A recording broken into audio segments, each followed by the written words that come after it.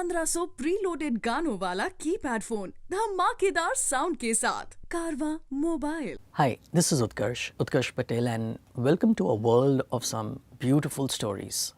Stories from mythology, legends, folk tales and epics. Today I will tell you the story of Mahishasur Mardini. Long ago, an Asura named Ramba was the king of the Asuras. While walking in the streets, he saw a beautiful she-buffalo and was immediately smitten with desire for her. The son born of this union was known as Mahishasur. After Ramba, Mahish became the king of the Asuras. As is the custom of the Asuras, Mahisha also wanted to wage war upon their cousins, that is the Devas. However, in order to secure victory over their powerful enemies, the Asuras needed to become stronger. To this end, Mahishasur went to the mountains, dedicating his time to rigorous penance, directed the creator of all creatures, Lord Brahma. When Brahma asked him to ask for a boon, Mahishasur asked for immortality.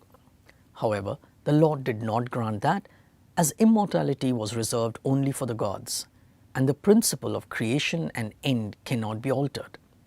So after some thought, Mahishasur asked for a boon that he may die by no man, no god, except a woman, as he felt that there could be no woman who could kill him ever.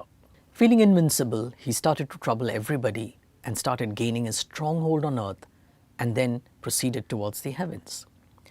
Due to his boon, the gods were unable to do much, so they approached Brahma, who led them to Lord Shiva.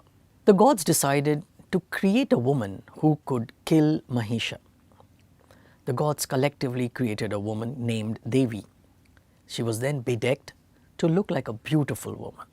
Now that she was decorated as befitting the queen of gods, it was time to arm her battle. Vishnu gave her a discus, the clone of his famed Sudarshan Chakra. Lord Shankar gave her a trident, the spitting image of his own. Varun gave her a conch to blow and strike terror in the hearts of her enemies. Agni gave her a powerful weapon known as Sathagni, capable of slaying the Asuras by the thousands. Vayu gave her a quiver that will never run dry and a matching bow to it. Indra gave her his all-powerful Vajra. He also gave her the bell that belonged to the elephant Airavat. All the other gods too gave her something or the other that she might need during the battle. The Devi then mounted a lion and marched towards Amravati, the capital city of Indra, where Mahisha had currently established his court.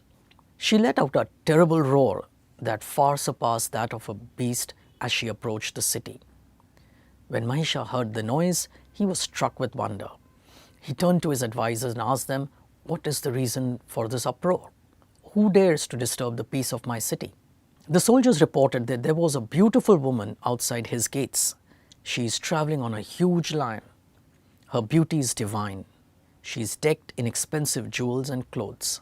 She is not human, nor an Asura maiden. She might be an Apsara. She has 18 arms and she is carrying terrible weapons on all of them. She has made the terrible noise that you heard a while ago, they said. We do not know who she is. We are not sure why this lady has come to your realm, they added.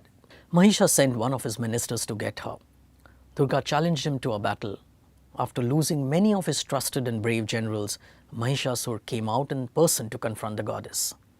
He changed his form into that of a handsome man and said to her and proposed to her to be his. The goddess attacked him and soon the Asura took the form of a lion. He then tried to gore the lion of the goddess to death. Angered, the Devi struck him with steel-tipped arrows shaped like serpents. The Rakshasana now took up the form of an elephant and uprooted huge rocks. He hurled these rocks at the Devi. They were also smashed to the smithereens by the steel-tipped arrows of the goddess. Her lion attacked the elephant-shaped Asura and tore at his forehead. He then shape-shifted into a giant serpent. The Devi then attacked him with a sword. At this, the Asura took his natural form, that of a buffalo, and tried to gore the Divine Mother to death. She struck him with her trident. He fell down in a swoon but recovered shortly. He then kicked at the goddess.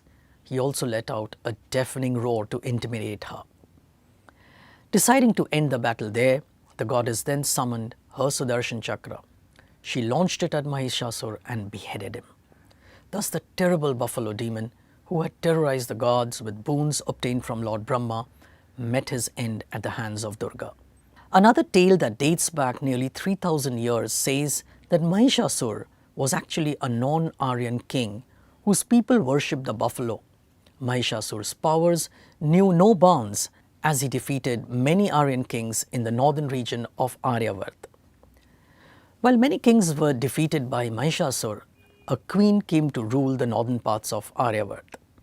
The kings, who were already defeated by Mahishasur, pledged their allegiance to the queen. Her army grew in strength and numbers, while Mahishasur was running out of supplies and manpower.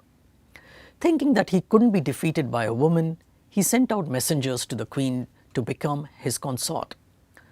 The queen kept refusing, but Mahishasur was not to back off easily and kept sending messengers. Meanwhile, the queen was planning an attack on the Buffalo King. Mahishasur's army was too worn out to protect themselves from the queen's army. Mahishasur himself thought that he could defeat the queen, but she killed him with a spear, tore his chest, and fed him to her pet lion. Here are two interesting stories. One, which is the well-known myth of Mahishasur, and the other, which seemed to be a story more of legendary nature. If you find these kind of stories interesting, come back for more. Till then, let me listen to my favorite song and you listen to yours on Saregama Karma. जय जय माँ